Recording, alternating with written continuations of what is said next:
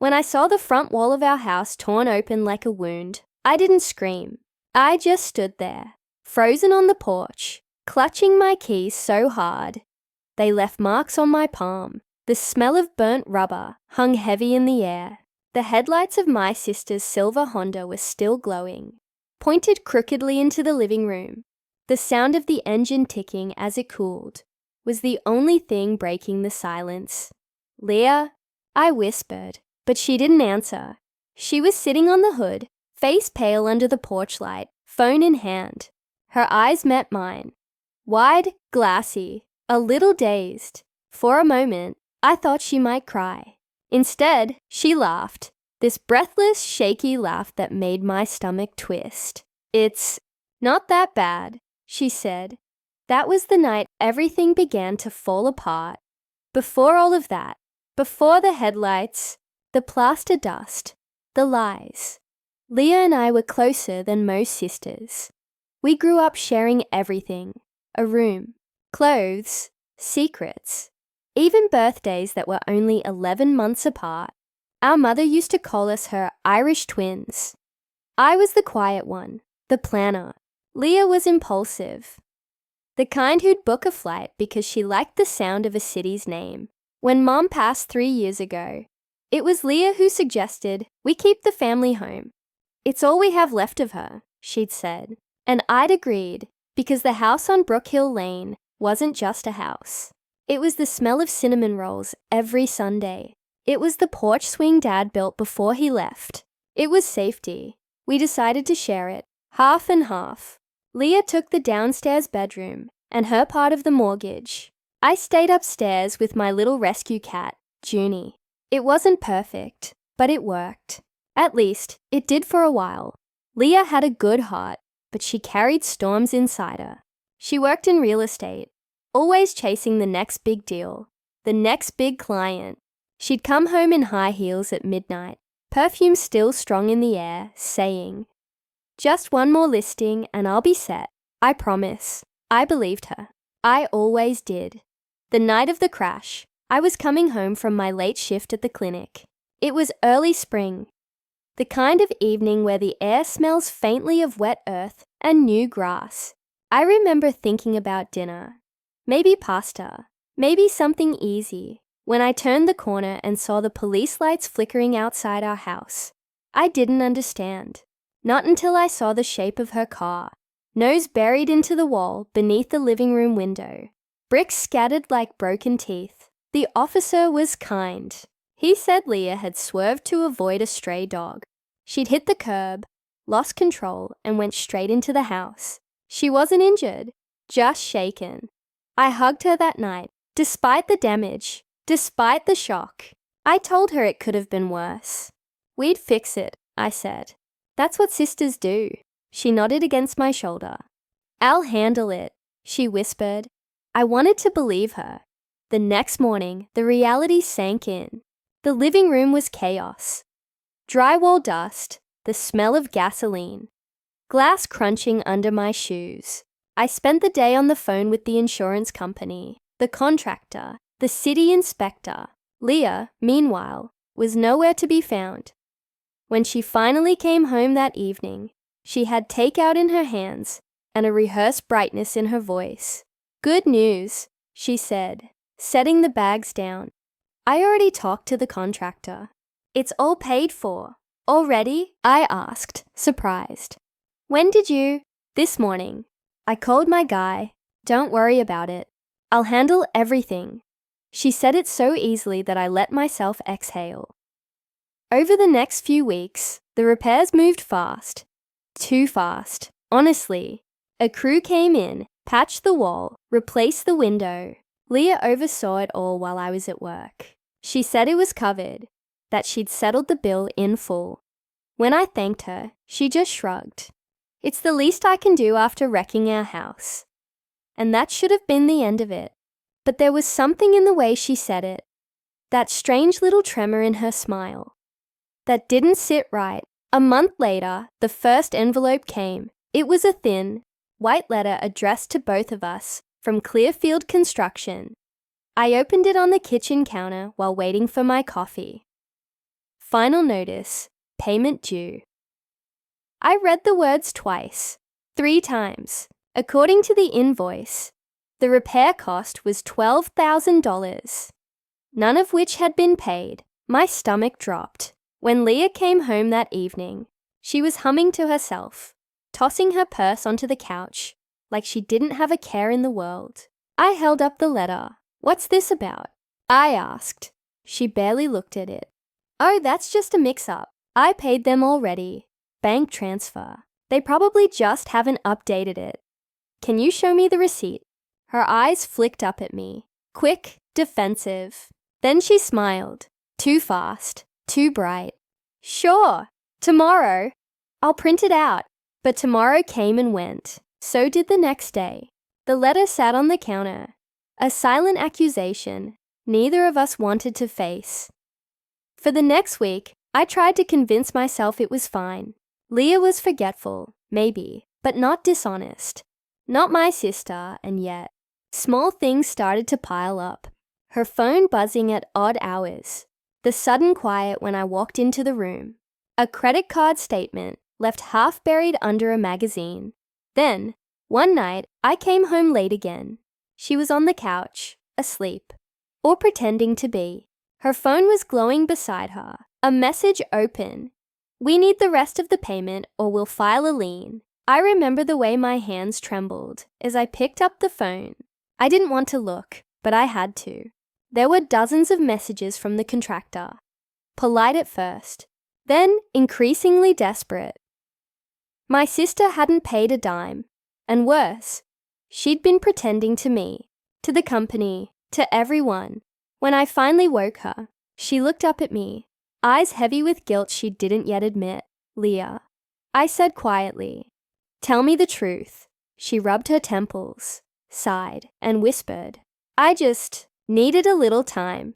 Her words hung in the air, trembling between us. I just needed a little time. The house was quiet, except for the hum of the refrigerator and the faint creak of the patched wall. I stood there, arms crossed, feeling that familiar mix of love and disbelief only family can cause. "Time for what, Leah?" I asked softly. "You said you paid." You looked me in the eye. She ran her hands through her hair, pacing. "I meant to. I really did. But I had that closing fall through last month. And so you lied to me." Her eyes snapped up, defensive. "Don't say it like that. I didn't lie. I just didn't tell you everything." I felt something heavy settle in my chest. "You told me not to worry. You said it was done." She started crying then, messy and loud, like a child who's been caught. "I didn't want you to stress. You've been working double shifts. You're always exhausted. I thought I could fix it before you even noticed." "Fix it?" I asked. "Leah, they're threatening to file a lien on our house. Do you even know what that means?" She flinched, her mascara already smudged. "I'll fix it, I swear. I just need another week. 2, max." But I'd heard that tone before. The one she used when she was 16 and swore she'd only borrowed Mom's car for a minute. The one she used when she promised she'd stop gambling after that first lost paycheck. I wanted to believe her. I really did. But I'd spent too many years cleaning up after her storms. That night, I barely slept. I lay in bed listening to the rain tapping the window, thinking about the word joint ownership, joint mortgage, joint responsibility. When one of us messed up, both of us paid the price. The next morning, I called the construction company myself. The woman on the other end, polite but tired, confirmed everything. The invoice was still open, payment overdue by 6 weeks. I asked if Leah had made any attempt to pay. The woman hesitated. She made a partial deposit, $500. That's all, $500 out of $12,000. My stomach turned. After the call, I sat at the kitchen table with my coffee going cold. Junie jumped onto my lap, purring softly, unaware that the ground under us, metaphorical and literal, was no longer stable. When Leah came down around noon, she looked refreshed, like she'd slept through her own guilt. "You talked to them," she said. noticing my expression. I nodded.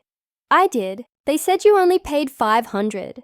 Her mouth opened, closed, opened again. Okay, so maybe I'm behind, but… Leah. I cut her off, trying to stay calm. You didn't tell me the truth. You lied to me, and now you've put our home at risk. I said I'd handle it.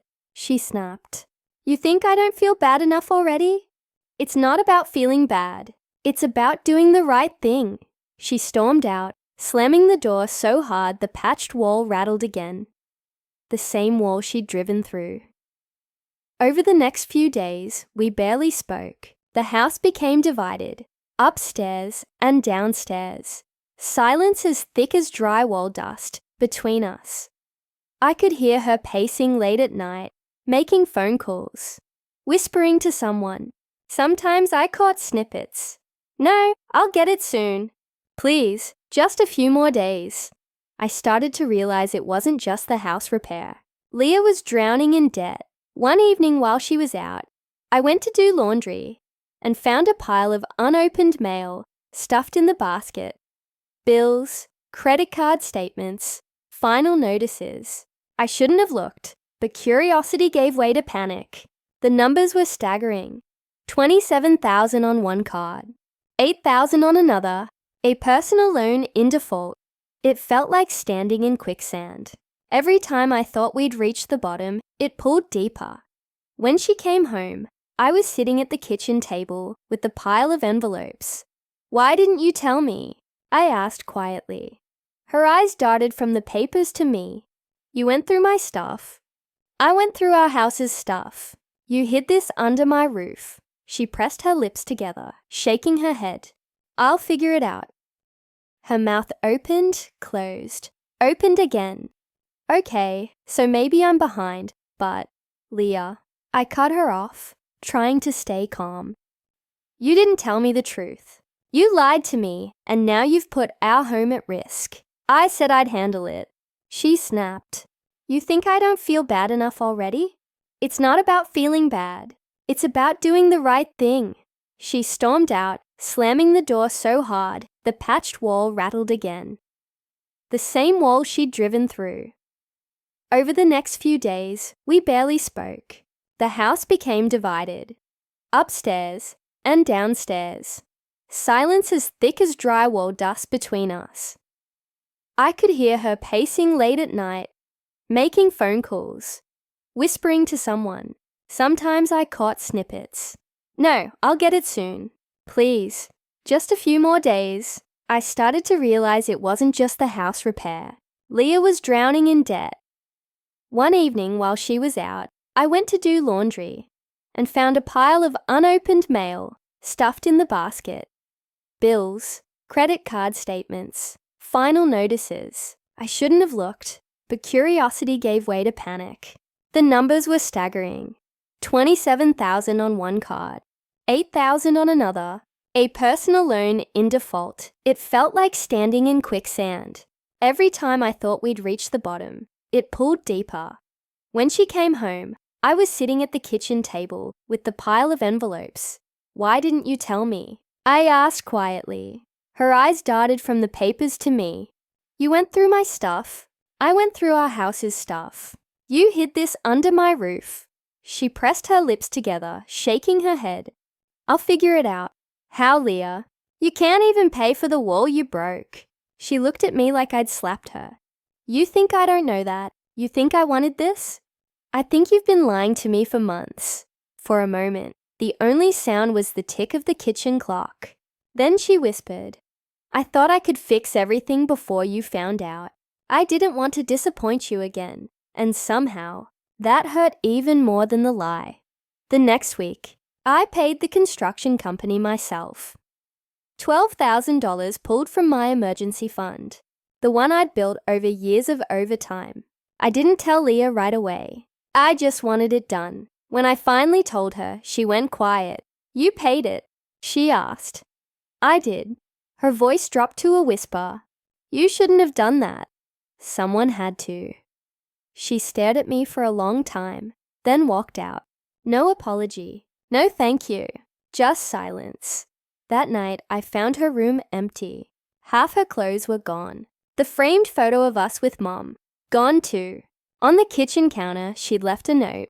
"I'll pay you back. I just need space. Please don't call." I sat at that counter until the sun came up, reading those words over and over. She hadn't even taken her car keys, the same car that had crashed through our wall. Weeks passed. Bills stopped arriving in her name, but I started getting phone calls instead. Collection agencies, unknown numbers, all asking for her. Each time I hung up, I felt smaller, lonelier, more tired. People at work started to notice. "You okay, Claire?" They'd ask. "You seem somewhere else," and I was. Somewhere between anger and heartbreak, between wanting to fix her life and realizing I couldn't anymore. Then, one afternoon in early summer, I came home to find an envelope taped to the door, my name written in her handwriting. Inside, a folded cashier's check for $2,000 and a note, starting to make it right. "Love, L." It wasn't much compared to what she owed, but for the first time in months, I felt a flicker of something close to hope. But that hope wouldn't last, because 2 weeks later, I got another letter, this one from the county clerk's office. A notice of lien, filed against our property. Not from the construction company this time, but from a private lender. And the name on the loan, Leah Sanders. She'd used our house, my home, as collateral, without my consent. For a long moment, I just stared at the letter. The words blurred on the page, swimming through the haze of disbelief that wrapped around me like fog.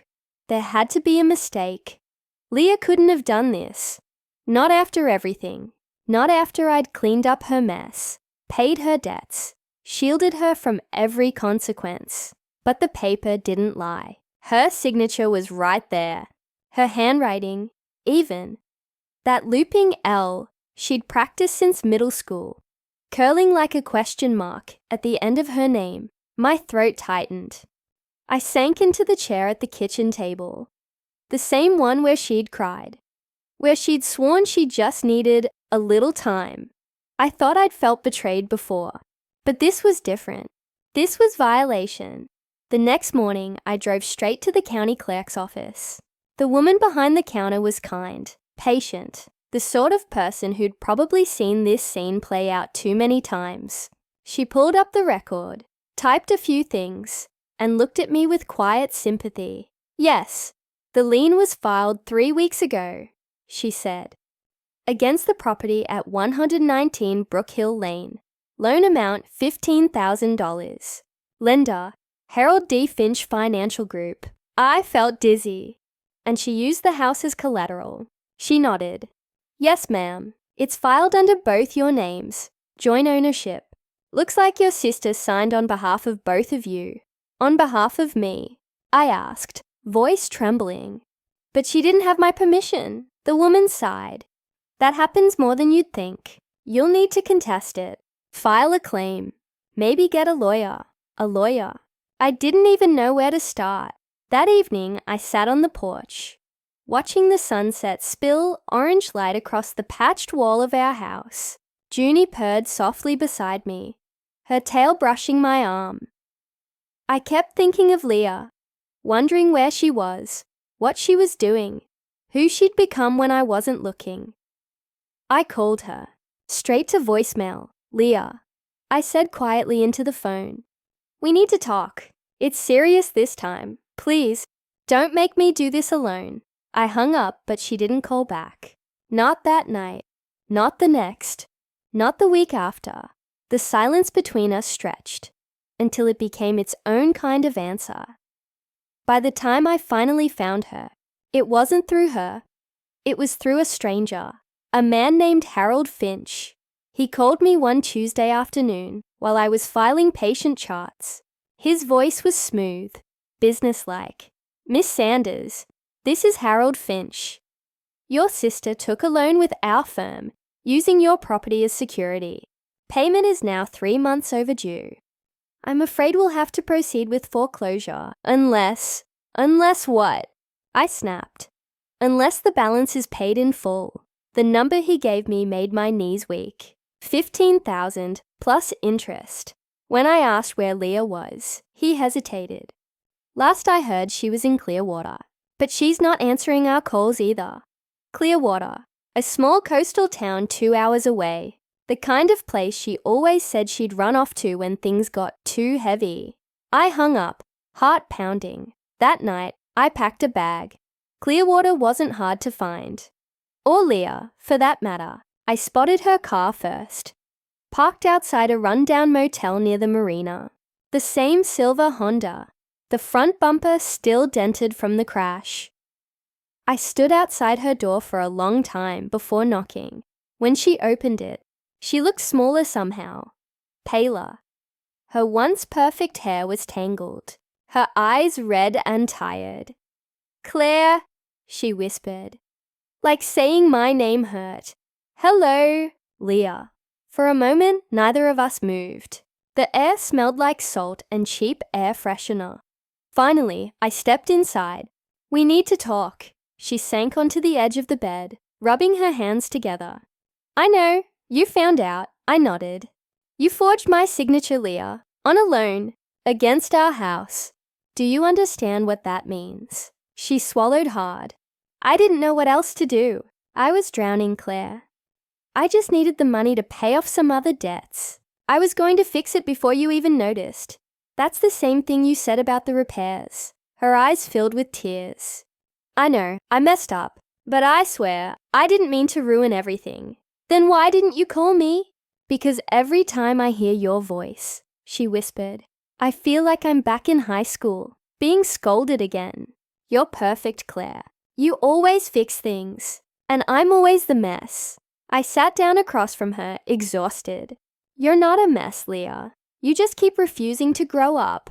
Her lip trembled. "Maybe I don't know how." We talked for hours. About Mom. About money.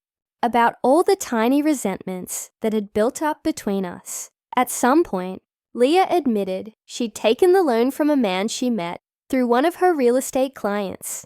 "He said it was easy money," she said, voice cracking. "He didn't tell me the fine print. I didn't realize it would fall on both of us. You signed my name, Leah." "I know," she whispered, "and I hate myself for it." The silence that followed was heavy, like something final. When I finally left that motel, I wasn't sure if I felt pity or rage. Maybe both. But I knew one thing for certain. I couldn't keep saving her. The next week, I met with a lawyer, a gentle woman named Mrs. Ortiz, who had grey hair and the kind of eyes that saw straight through excuses. After reviewing the documents, she sighed. "This is forgery, plain and simple. You can contest it, but it'll take time. You'll have to prove the signature isn't yours." I nodded. "Do whatever it takes. I'm done covering for her." We filed the paperwork. We called the lender. We gathered every document, and slowly, inch by inch, I began to take my life, my house, back. Leah didn't come home, but she did send another envelope. No return address this time. Just a folded note inside. "I'm sorry. I wish I could undo it all. I'm not brave enough to face you yet. Please don't hate me." There was no check this time. No money, just words. And somehow they felt heavier than the debt she left behind. For a long time after that letter, I didn't know what to feel. Anger had burned through me until it was just ash. Quiet, grey, and hollow. I went through my days on autopilot. Work, dinner, paperwork, sleep. But even in sleep, Leah's voice haunted me. Her laughter echoing through old memories. Her apologies replaying like a broken record. There's a strange kind of grief that comes when someone you love is still alive. You mourn not their death, but the person they used to be. It took 3 months of legal back and forth before Mrs. Ortiz finally called with good news. "The lien's been removed," she said. "You're in the clear." The court accepted the handwriting analysis and confirmed it wasn't your signature. "You're free, Claire." "Free?" The word didn't sound real at first. I thanked her, hung up the phone, and just sat there, staring out the kitchen window at the rebuilt wall, the one that had started all of this. Sunlight fell across the fresh paint, bright and soft, but I could still see the faint seam where the bricks didn't quite match. A scar, permanent, even under the new coat. I guess that's what forgiveness looks like too. A healed place that never forgets what broke it. I started renting out Leah's old room. I needed the extra income and maybe a little company. The tenant was a young nurse named Vanessa. Cheerful, tidy, respectful. The first night she moved in, she paused by the repaired section of wall and said, "You can hardly tell there was ever damage." I smiled faintly. You'd be surprised. Having someone else in the house helped. It softened the silence that Leah left behind. Vanessa and I would sometimes share tea in the evenings, talk about her shifts, her family, her dreams. But I never told her the full story. Some wounds are better left unnamed. Then, one rainy evening in early fall, I got a call from an unknown number. Claire. The voice was weak, cracked. Leah. There was a pause, then a quiet sob. I didn't know who else to call.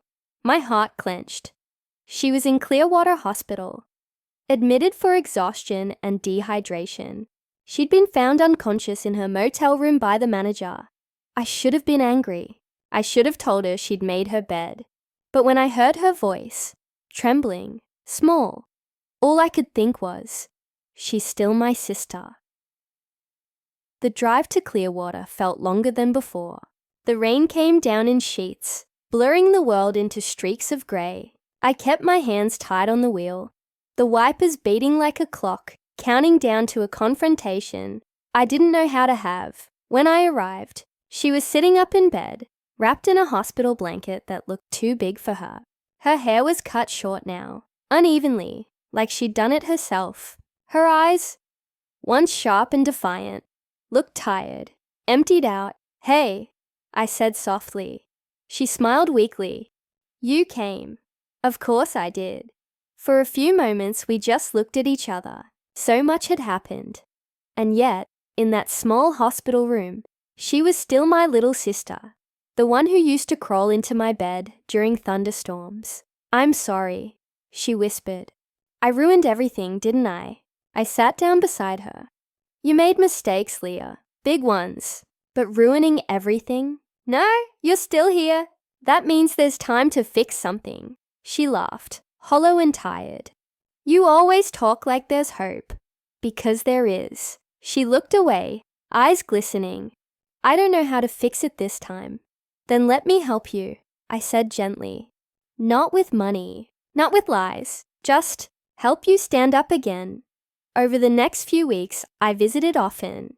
We talked, really talked, for the first time in years. She admitted things she'd hidden. The gambling debts, the bad investments, the loneliness after Mom died. "I wanted to feel important," she said one afternoon, picking at the hospital sheet. "You always had purpose, work, plans, a future. I was just floating." I nodded, tears stinging my eyes. "You didn't need to be perfect, Leah. You just needed to be honest." She sighed.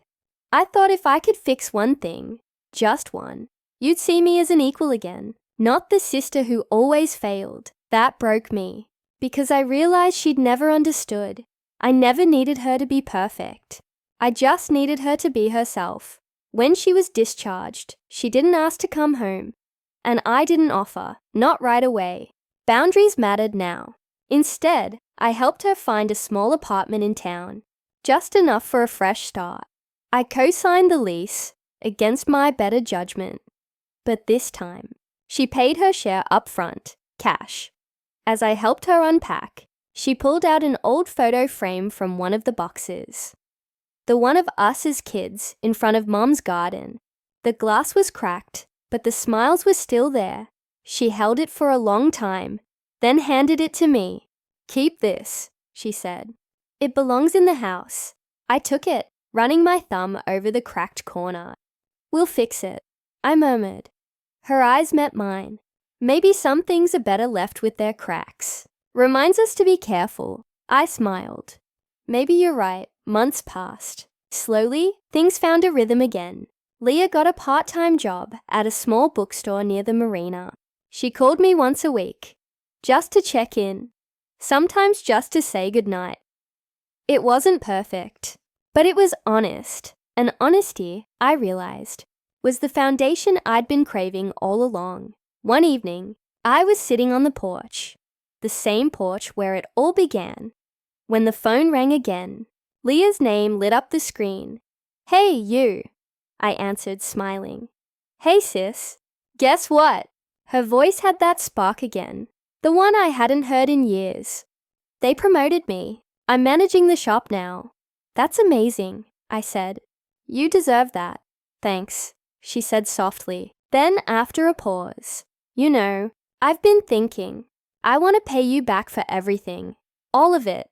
I don't care how long it takes." I laughed quietly. "Just stay on your feet, Leah. That's payment enough." "No," she said firmly. "You believed in me when I didn't deserve it. I want to make that count, and for the first time, I believed she meant it." When we hung up, I looked at the repaired wall again, now bathed in the soft gold of evening. The same scarred bricks that once reminded me of betrayal now felt like proof of survival. Some wounds don't disappear. They just change shape.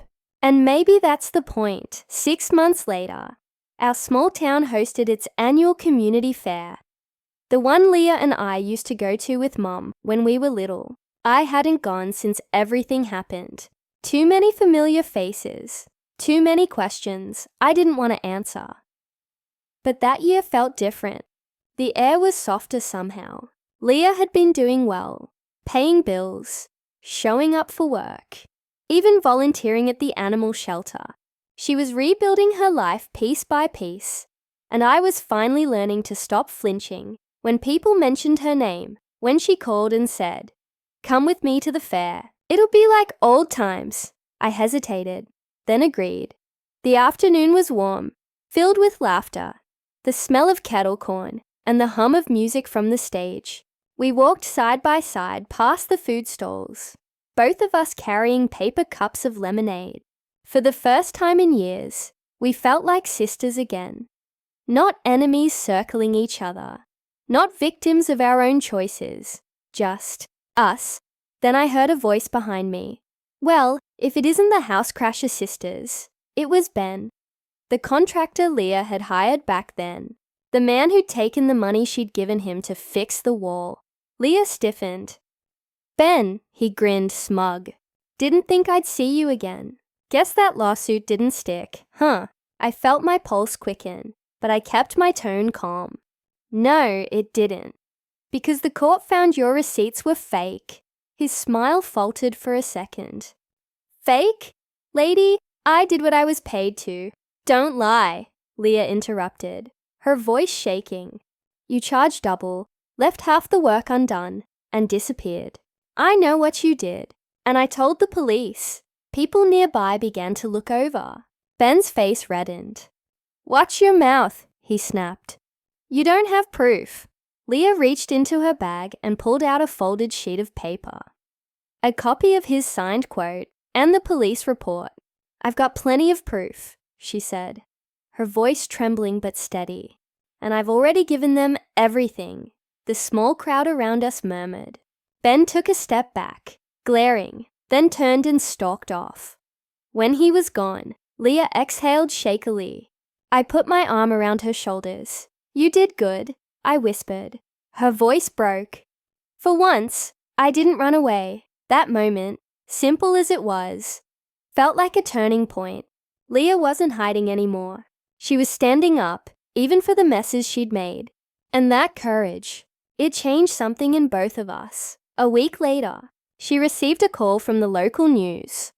A community segment highlighting stories of second chances.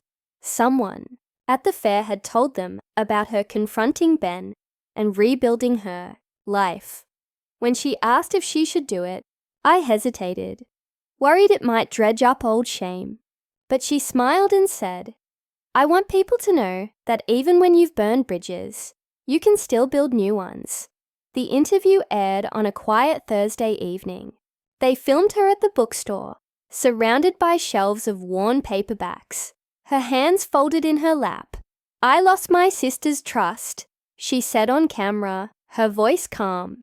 "I lost my dignity, but she didn't give up on me, and that gave me a reason not to give up on myself." I cried watching it, not because I pitied her, but because I was proud. After the interview, neighbors who used to whisper behind my back started stopping me in the grocery store. "Your sister's come a long way," they said.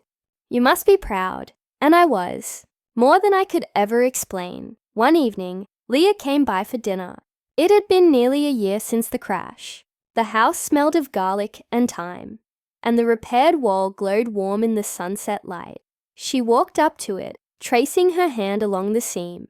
"I used to hate this wall," she said softly. "Now it reminds me of what I almost lost." She smiled, a real quiet smile. "You know, I've been saving. Not much, but enough to cover the repairs I lied about. I want to make things right." I shook my head gently. "Leah, you already have," but she insisted. The next week, she handed me an envelope. Inside was a check for the exact amount of the contractor's payment from years ago. On the memo line, she'd written, "For the wall that held us together." I still have it framed, uncashed, in my study. Sometimes at night, I'll sit in the living room, with the lights dimmed, and listen to the quiet hum of the house. It's funny, after all the chaos, silence used to scare me. Now, it feels peaceful, like forgiveness itself. Still, patient, strong. Leah still comes by every Sunday. We cook, we laugh, sometimes we argue. But it's different now. The truth sits between us, not as a weapon, but as understanding. We've learned that trust isn't rebuilt in grand gestures. It's in the small things. A returned call, a kept promise, a quiet dinner shared without old ghosts hovering nearby. One evening, as we washed dishes together, Leah said, "You know what's strange? I think that crash saved me." I looked at her curious. "If it hadn't happened," she said, "I'd still be lying, still pretending I had control. But losing everything, even you, made me face myself." I smiled faintly. "Sometimes the universe gives us a crash course in humility." "Literally," she laughed, rolling her eyes. "That's terrible, Claire." But then her laughter softened. "Thank you for not turning your back for good." I touched her hand. "I almost did, but then I remembered who we were before all of this.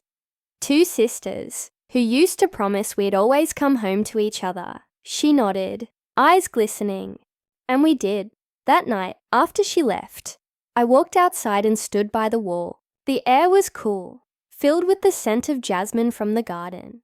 Fireflies flickered like small stars. And somewhere in the distance, I heard laughter from the neighbor's porch. I ran my hand over the bricks, still slightly rough where the paint met the mortar. I realized something then. This house had been broken, just like us. But it had also been rebuilt, stronger, steadier, not perfect, but real. Just like love, they say houses have memories, that walls remember every word spoken inside them. If that's true, then mine holds it all. The crash, the silence that followed, and the forgiveness that finally grew between the cracks. I used to think love meant protecting someone, even from the truth. But now I know, real love is what survives after the truth. When everything comfortable has been stripped away, and all that's left is the choice to stay, or to start again. My sister and I, we learned that the hard way. We broke something sacred, trust, and then had to face what it meant to rebuild it, brick by brick, word by word. Sometimes when I look at the repaired wall, I still see the faint line where the damage was. But I don't try to hide it anymore. It reminds me that even when something breaks beyond recognition, it can still be made whole. Not perfect, not the same, but whole in a new way. If you've ever been betrayed by someone you love, or if you've been the one who made the mistake, I hope our story reminds you that healing doesn't always look like forgiveness on the first try. Sometimes it's a long, quiet road back to honesty, and sometimes that road begins with one brave moment, a phone call, a confession, a visit to a hospital bed, when you choose not to walk away. Because in the end, love isn't proven in promises. It's proven in persistence. Would you have opened that door again after everything? Would you have forgiven her? Tell me in the comments. I'd love to hear your thoughts. And if our story touched you, don't forget to subscribe so I can keep sharing more true stories from the heart. Stories that remind us that even in the ruins, there's always a chance to rebuild.